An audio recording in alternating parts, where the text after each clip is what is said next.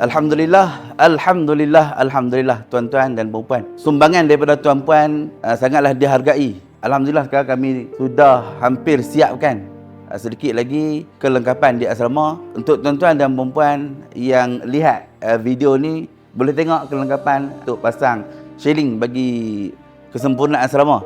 Peluang masih terbuka untuk tuan-tuan dan puan-puan menginfakkan harta benda sebaik mungkin fi sabilillah.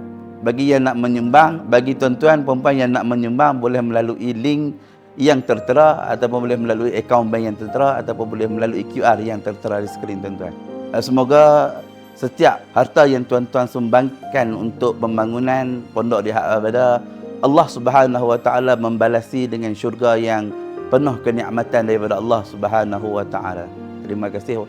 Assalamualaikum warahmatullahi wabarakatuh.